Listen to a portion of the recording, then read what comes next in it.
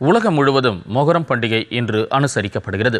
தமிழகத்திலும் பல்வேறு இடங்களில் இந்த பண்டிகையை ஒட்டி சிறப்பு தொழுகைகள் நடைபெற்றன. தமிழகத்தில் மிகவும் பிரசித்தி பெற்ற ஆன்மீக தலமாகவும் இஸ்லாமியர்களின் புனித தலங்களில் ஒன்றாகவும் நாகூர் தர்கா விளங்குகிறது. இன்று மொஹரம் அனுசரிக்கும் விதமாக சிறப்பு துவா ஓதப்பட்டது. நபிகள் நாயகத்தின் பேரன் இமான் உசைன் மறைவினை அனுசரிக்கும் விதமாக இந்த நாள் அனுசரிக்கப்படுகிறது. இதையொட்டி நாகூர் வீதிகளில் இஸ்லாமியர்கள் மர்சியா எனும் பைத்து பாடல்கள் பாடி மொஹரம் அனுசரிக்கப்பட்டது. இதில் நாகூர் தர்கா பரம்பரை வழித்தோன்றல் ஷேக் அசன் சாஹிப் உள்ளிட்ட பலரும் மொஹரம் ஊர்வலத்தில் கலந்து கொண்டு பாடல்களை பாடினார்கள்.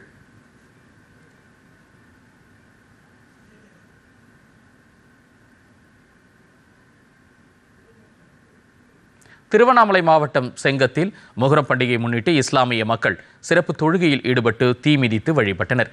இதையொட்டி செங்கம், மில்லத் நகர், துக்காப்பேட்டை பள்ளிவாசல்களில் கொடியேற்றத்துடன் தொடங்கி நடைபெற்று வந்தது. பண்டிகையின் 2வது நாளான நேற்றிரவு இஸ்லாமியர்கள் தார தப்பட்டையுடன் தீப்பந்தங்களை சுற்றி வான வேடிக்கையுடன் ஊர்வலமாக வந்தனர். பின்னர் இரவு முழுவதும் கண்விழித்து தொழுகையில் ஈடுபட்டு இன்று அதிகாலை தீ மிதித்து வழிபட்டனர்.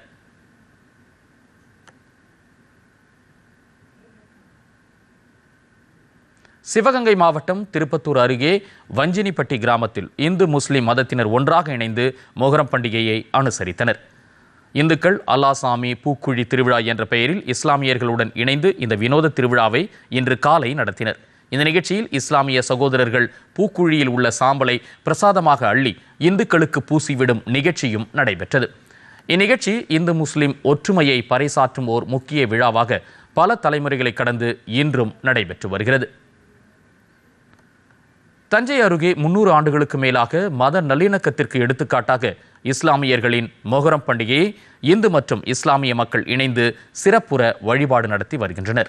தஞ்சை அடுத்த காச வளநாடு புதூர் கிராமத்தில் 5 இஸ்லாமிய குடும்பங்கள் மட்டுமே வசித்து வருகின்றனர். இருப்பினும் மொஹரம் பண்டிகையின் போது ஆயிரக்கணக்கான இந்து மக்களும் விரதமிருந்து விழாவில் பங்கேற்று மத நல்லிணக்கத்தை வெளிப்படுத்துகின்றனர். அந்த வகையில் மொஹரத்தை ஒட்டி வீடுதோறும் அல்லாவுக்கு சிறப்பு வழிபாடு நடைபெற்றது. தொடர்ந்து தப்பாட்டம் முழங்க ஊர்வலமாக எடுத்துச் செல்லப்பட்ட பஞ்சா எனப்படும் புனித சின்னத்தின் பின்னால் பக்தர்கள் திரண்டு சென்றனர். பின்னர் மசூதி வளாகத்தில் தீ மிதித்து தங்களது நேர்த்திக் கடனை நிறைவேற்றினர். இது மத நல்லிணக்கத்துக்கு ஓர் எடுத்துக்காட்டாய் திகழ்கிறது.